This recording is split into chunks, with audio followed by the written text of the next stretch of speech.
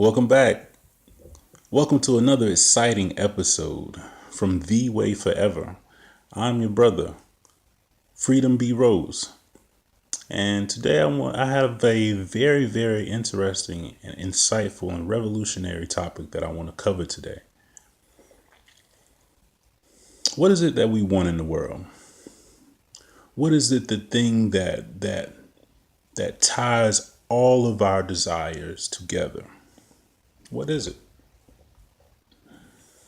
I welcome all of you today and I say shalom and peace. And I hope that everybody today is ready to search the word for the truth of God. The thing that binds us all is the yearning to be free, the yearning to overcome circumstances, the yearning to be at peace in the world. This is the way forever. My name is a phrase and a play on words because in my heart, with searching this word that we're going to get into today, you will see that God's plan is a redemption plan for freedom. Truly, if you look at the Ten Commandments, it begins by saying that God is the God that has brought us out of the house of bondage. This is a profound statement that leads off the foundation of the kingdom of God. God is making it very clear to us that he is a God of freedom. While the law itself is structured, it's structured for a reason to bring peace to mankind, to bring peace to the globe. Who's the most famous person in the world? It's our Creator. Everyone is searching for the way. There are those that will say they're atheists. There are those that will claim other religions. There's, a lot of other religions that, they attest to mankind's yearning for something to connect to with the source of all of these things. The sun is shining, the moon, the stars, they all kind of attest to that thing, those things that we just can't touch. We see, but they're just out of our grasp. But that also is a tie to the thing that created those things, which we cannot see. And God is powerful. He reigns. This breath that we breathe, this water that we drink, this land that we walk upon. It's an attest to understanding that we can't create these things. Neither are we, on the level of the person who did, or on the level of the creator who has. And so today I don't want to take up too much time. I want to give a little bit of a way to those that are seeking the way, that have a yearning to express themselves. And I like to express myself. So I wanted to share a little something with you guys today. I know that sun is jumping in and out of the screen. I apologize about that, but I wanted to give a little backdrop with a little bit more of a little bit of life. So you guys bear with me. But at the same time, I would like you guys to make sure that while we're in this study, that you're also studying yourself. Don't take my word for anything. I share my feelings up here. I come from the heart, as I said before. I try to be very, very sincere. But I want to share something with you today, and it's not coming from scripture, but we're going to get into the scripture. And so, this is a poem that I made, and I was inspired to make this poem for those of us who are searching for the way. The title of the poem is God, what are you trying to say? God, what are you trying to say? the question only gets addressed at the apex of our thinking. Only when he has your full attention. Revealed is the answer in plain sight through eyes, hands, noses, lips, and ears, or the expression of others. To one's mind and heart, he's alive. Our Creator is indeed in and upon his creation. God, what is the point? Those who are aware seek his help to unlock the dreams and desires which he himself has hidden inside. God, what is the purpose? Now awake, we read, looking for the key, the divine treasure there in your holy scriptures. Now awake, we are focused. Truly as sure as the senses that pronounce life to our consciousness, there in every word he speaks. And that goes into the subject that I want to touch on today. It comes from our beloved ancestor, King David.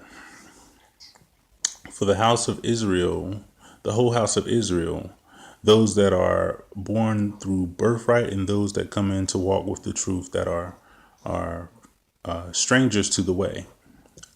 We all have a tie to the inspiration that is given to us by our King. And so we go into ancient times and we'll find that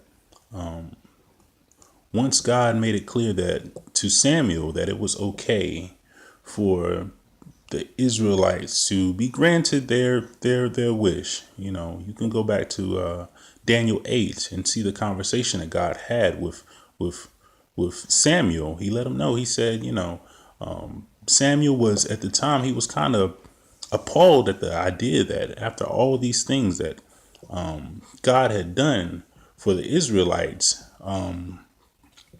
in the promised land, giving them their land. And as we touched on before in previous episodes, speaking with Moses and speaking with Joshua and going in and doing what he did and establishing this kingdom, that now these people were adamant about being like other nations. And so God pretty much he let Samuel know. He said, don't be offended, Samuel. They're not doing anything wrong to you. They're doing something to me. And so, but hear their word and give them what they want. Let them have their king. In so many words. And so the story goes on, and later on, God actually chose David to be his king. And so with the story of David, the one thing that we are told about David is that he is the prototype. He is the prototype for the king to come, for the leader to come. And so I wanted to go in today for all those that are seeking the truth and tap into exactly what the essence was of David. And there's a lot that we can talk about when we talk about King David. We all kind of hear the story about him slaying, the giant named Goliath. And we also, some of us maybe have heard a little bit of the story of David killing a man and being unrighteous by taking his wife. But along with those things, David wrote a book in the Tanakh, and it's one of the most profound writings that give way to exactly what was beloved about David. And so the name of that book is Psalms. And there's a lot of chapters in Psalms because what David was doing was giving praises. That's actually the name or the meaning of the name Psalms. So I wanted to go in today and I just wanted to touch. I'm not going to make this very long, but when we talk about the law itself, what it is that God is pulling out of us is he's pulling out that yearning that yearning for peace in the world that we all want, that yearning for freedom from oppression that we all want. And God makes it very clear that his way forever is his law. And so when you look at David, what was he beloved for? He was beloved because he exalted God's law. He embraced himself in it. When you go into the second book of Kings, you'll actually find that David's last words to his own son, Solomon, yes, Solomon, King Solomon, his last words were, be sure to follow the law. Remember God's servant, Moses, in that book of the law. And we've touched on that in every episode. And I don't want to change the tone at all, but I want to talk about a different apex. As I said, there's many peaks throughout the scriptures, and I want to touch on another one. And one of the peaks I want to touch on today is actually Psalms 119. And I'm not going to be able to read all of Psalms 119 because Psalms 119 is over 100 verses. And so I just wanted to pluck out, and I wanted to magnify exactly what it is that God was bringing out of David. It was his obedience to loving the way of God. And so if you'll turn with me today, I want to get into Psalms 19. And you'll see that this is the law of freedom, because God is saying, I can bless you through my law. Deuteronomy 28 is a testament to God blessing us and cursing us based on us being either obedient or being disobedient. And so here we see David immersed in being obedient to God. And so I want to touch on a couple of his verses. I'll start at verse 1.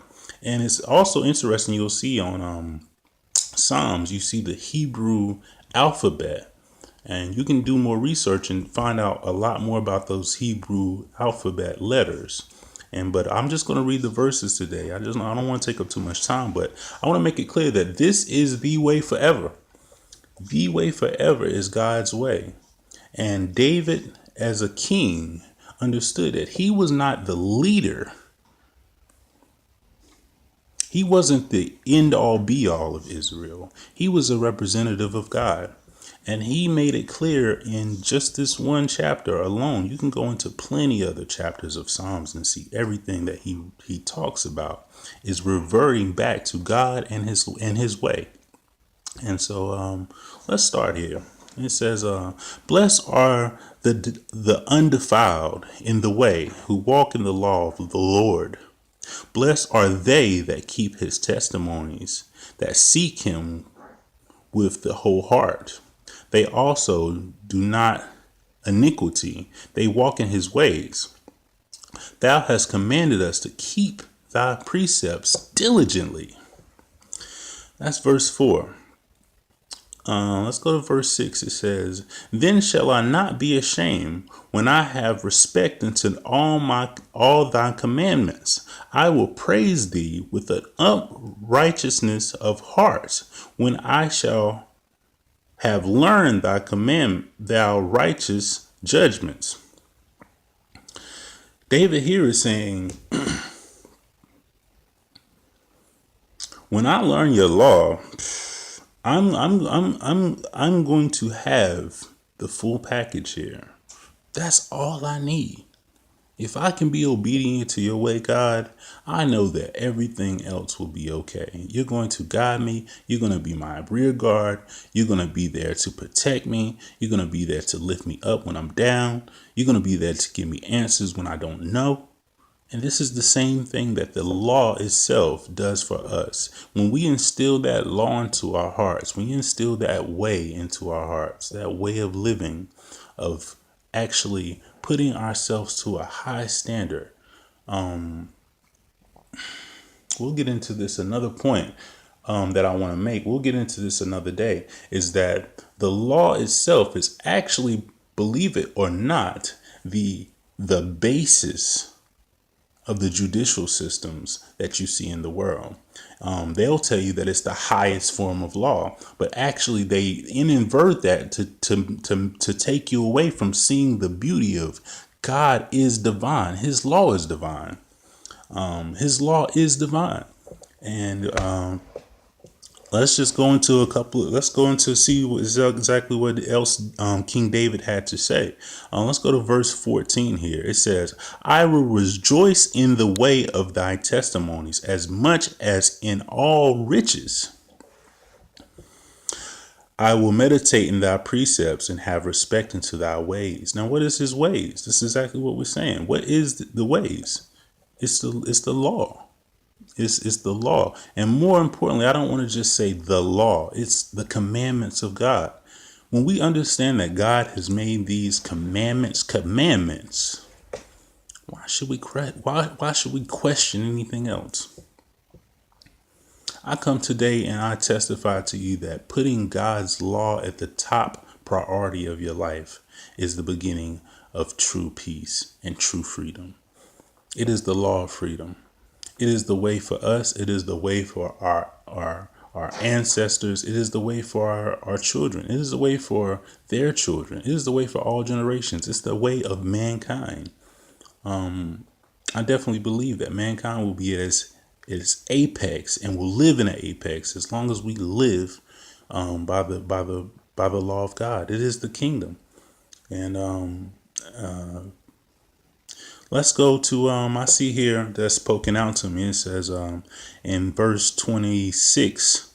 Remind you, I'm still in the same chapter. This is 119 of Psalms, and this is King David's writing, giving praise to God. Verse 26, it says, I have declared my ways, and thou heard me. Teach me thou statutes. Make me to understand the ways of thy precepts. So shall I talk of thy wondrous works. Man, David is immersing himself, and he's making it very repetitious of what he's saying. You might go into this and have an unclear heart of what's going on here and say, man, it seems like David is repeating himself. Yeah, that's the point. That's the point. This is driving home to point of God saying, you want to know why David's name means beloved?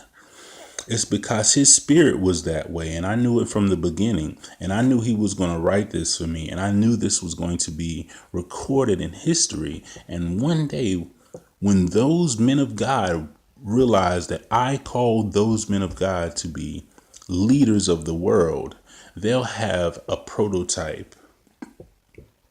They'll have a prototype to live by. That's the most important thing to do in the world. I just remember just hearing in Deuteronomy 30, our ancestor Moses says, choose life. He says, I set before you today life and death, that you will choose life, that you and your seed may live. And he said, choose life, choose life.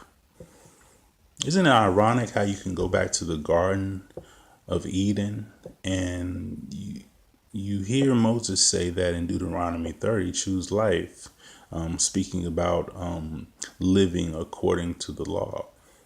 Isn't it ironic that we didn't eat from the tree of life, but we ate from the tree of knowledge, but now you have to learn to live by the law?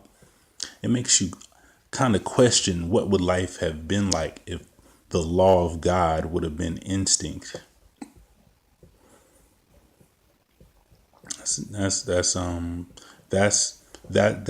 what we want to get into. And that's just the tip of the iceberg. But when you go into that, and we'll go into Genesis on another time, but I want to get some more verses in here. This is real good teaching here, because these are the things you can put this on a piece of paper and just set it beside you for a day and just watch how many beautiful thoughts come to mind, just understanding about God and saying, wow, this is what David was saying. Okay, I put this at the head of my life, I'm going to be blessed. I put this at the head of my life, I'm going to find myself lining myself up to a whole high, different standard that's higher than what I would have lived at if I would have just said, I just want to be a good person in life. No, I want to live for God. God says, "Be ye holy, for I am holy." So why shouldn't you be putting these laws first in your life? Let's go. Let's continue here. I'll continue here at 29. It says, "Remove from me the way of lying, and grant me thy law gracefully." Gracefully, gracefully. Remove from me the way of lying, and grant me thy law gracefully. Gracefully. We don't want to live claiming to this law being a burden and that you need to have just believe in grace. That verse alone, it ties the law and grace together. David says, grant me thy law gracefully. God, teach me your law gracefully. I don't want to claim grace and don't claim your law. I want to learn your law. I want to teach me your law. Humble yourself. Come to him humbly. Teach me your law. And I know I keep just saying law, law, law, but I want to make it clear that the Ten Commandments is the foundation of the kingdom. When you go into the statutes of the law itself that's written in the book of the law, when you continue on, you continue reading, you'll find that it continues right on. When I went into Exodus chapter 20 and I gave you the foundation, you go into chapter 21, it goes right into laws of living and laws of standard of living in God's kingdom. And these are the laws that we apply today. And being a true Israelite is really realizing that God is the only God. And it doesn't matter who else said what. The grace comes by living by the law. You don't subtract what God is saying and then think that somebody else is accountable for your actions. No, that doesn't even make sense. Why would you be taking God's teachings in vain? That's a commandment. When you take God's teaching name, it's like you're saying God in vain. Because this is his way. This is what he commands for us. And I don't want to paraphrase the Ten Commandments. No, the name of God, you shouldn't take in vain. You shouldn't be using his name in vain. You haven't heard me say what I pronounce as God's name yet, because I want to teach the way of God. And the way of God is actually here. You can do your research. You can do your research, and I don't even want to say you can do your research. Stay tuned, because we'll get into that.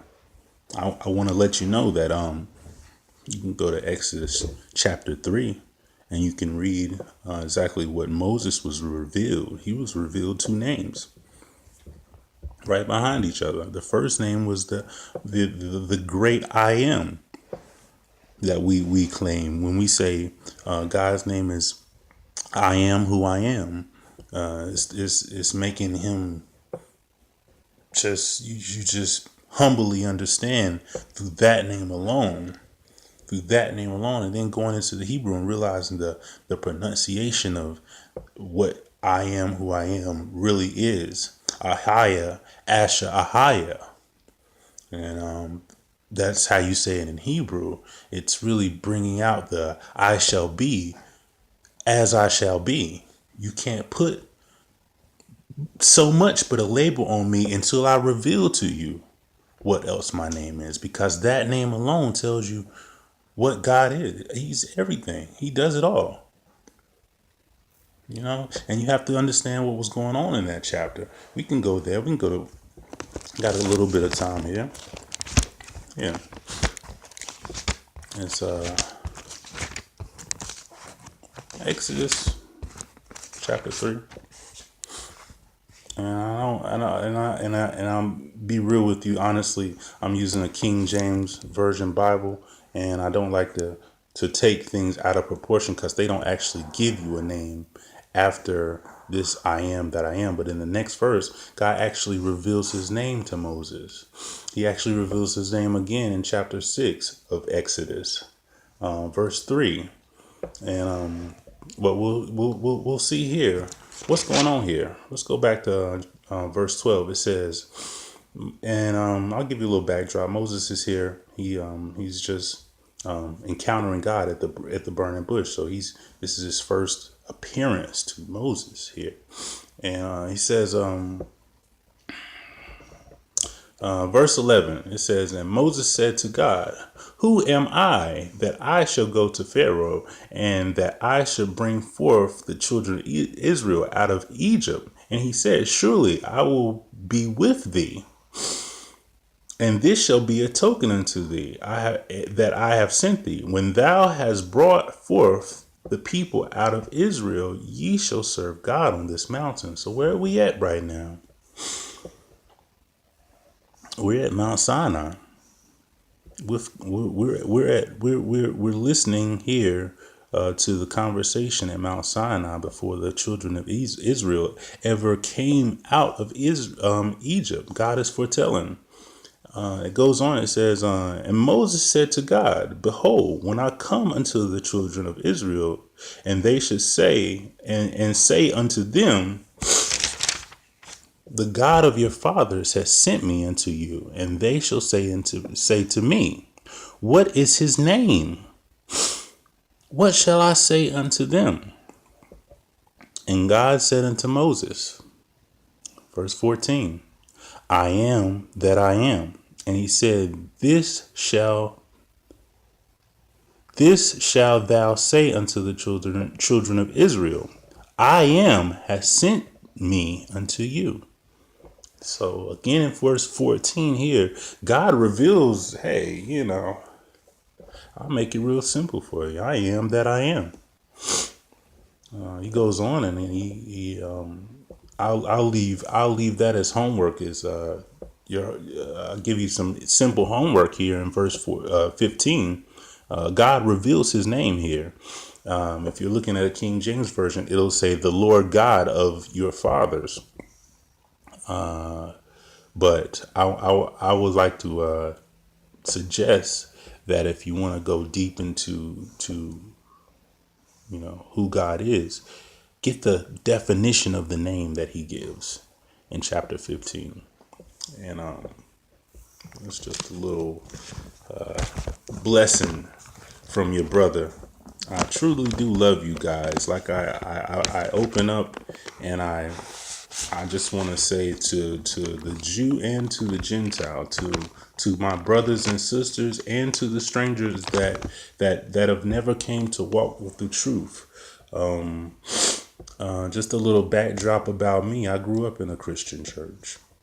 And so I personally have experienced a lot of the things and a lot of the teachings that are taught in the Christian church. I can't speak for my Muslim brothers. I've never been into the Quran. I've never been into a mosque. I've met Buddhists before. I've met Hindus before. Beautiful people all throughout the world. But God is here. God is here with his law to make it clear. I am the creator of everything. And not only am I the creator of everything, I want to lay out peace and freedom for mankind. But you have to understand, you can't just live any way. I don't want the adulterer in my midst. If you found it being an adulterer, you're subject to be found guilty and be put to death. It's not to scare you. It's to say, that's not my way. That doesn't produce what I'm trying to produce. Why is it that you can plant a seed, and you get a harvest? It's because that seed is living by the law of God. It's that simple. It's just that simple. Let that sink in for a little bit. No pun intended. But you let that sink in for a little bit. Then what is God trying to tell us when he gives us the law?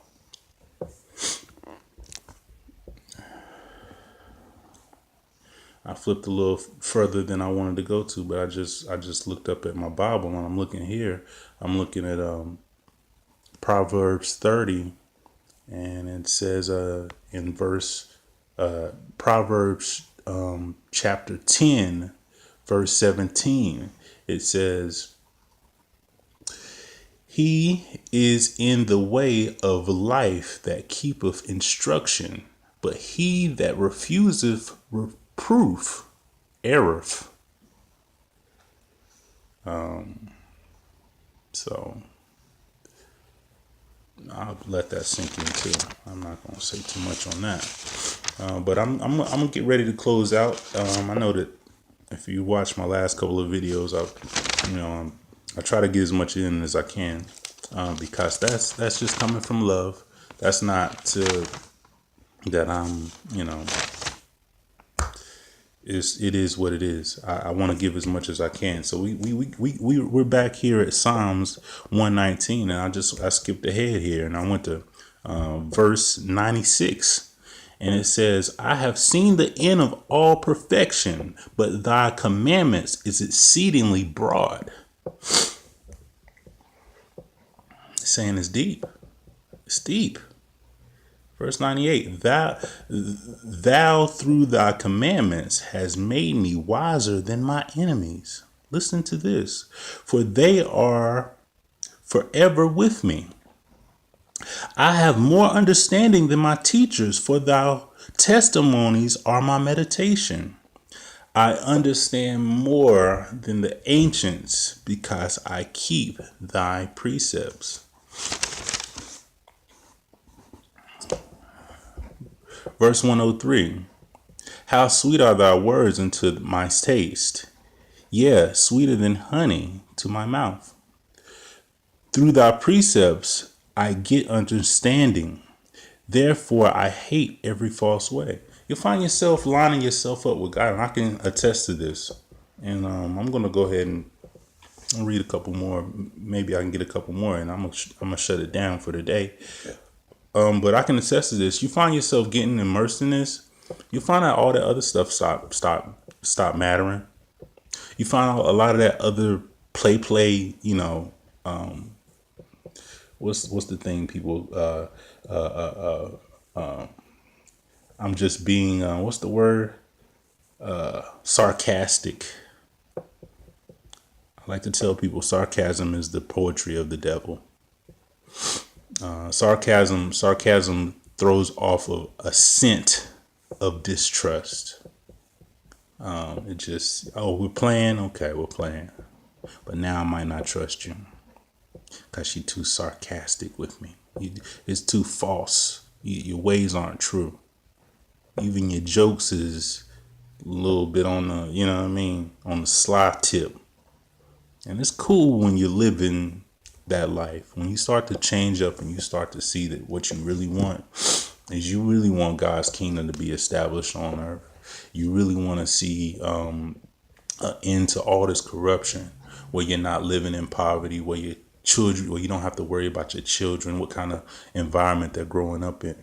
You start to hate those false ways because you just see that that's the fabric of what it is mankind is suffering from. Verse 133, order my steps in thy word. Let not any iniquity have dominion over me. Deliver me from my oppression of man. Read that again. Deliver me from the oppression of man. So will I keep thy precepts. Make thy face to shine upon thy servant, and teach me thy statutes. Rivers of water run down my eyes, because they keep not thy law. Verse 138. Thy testimonies that thou hast commanded are righteous and very faithful. My zeal has consumed me, because mine enemies have forgot thine words. Thy words are very pure, therefore thy servant loveth them.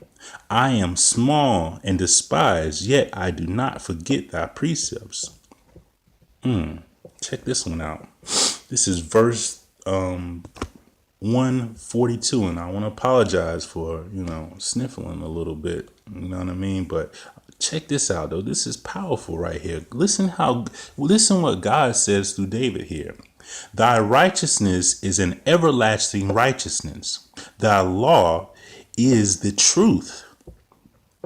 Trouble and anguish have taken hold of me, yet thy commandments are my delights. Man, pause right there. 142 says thy law is the truth. Thy law is the truth. Thy law is the truth.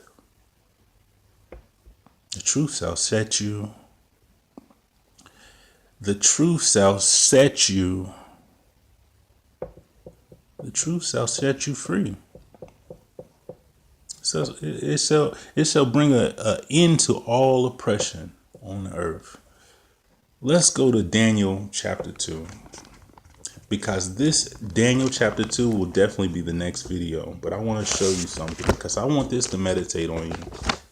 Before we even get into it, I want this verse to meditate on you. Remember, Moses had those tablets of stone, right? He broke the first two, out of anger.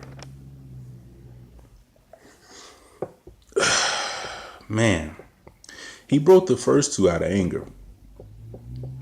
Well, check this out. It says here, I don't even want to go into, I wanted to give a backdrop. I was just thinking, do I give a backdrop to Daniel 2? But like I said, I want to do a video on it. But here, I just want to give you verse 35.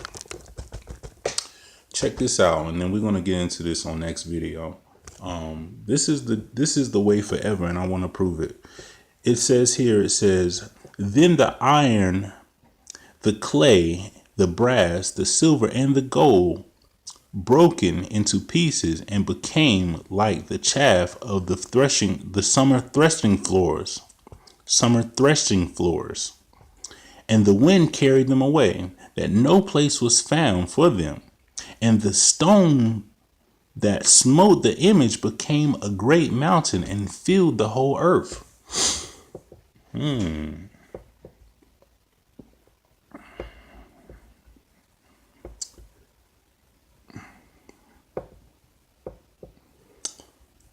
What are we talking about? I know you're like, what? What is that? That's why I wanted to leave it like that. I want to leave it right there. Because here, the next verse, it lets you know, this is the dream, and we will tell the interpretation thereof before the king. So I leave that with you. And I have some very interesting things I want to say, because this right here is foretelling of what's coming to the earth here. But I want to leave you at verse 35, verse 36 of Daniel chapter 2. And I think I've said enough here. The point of this video was to make clear that what is God trying to say? God is trying to say, I have the way. I have it. I made this whole world. You think I didn't make this thing with a purpose and a plan? Keep reading, because even in this chapter, you have to ask yourself, who is the king, and what is the interpretation thereof that he wants us to reveal? And I'll leave it there. This is your brother, Freedom B. Rose. Please share this video. If you like to comment, leave a comment. I love you guys. I want to say peace, shalom, and may God's kingdom come as soon as possible. Thank you guys. Have a blessed day. Peace.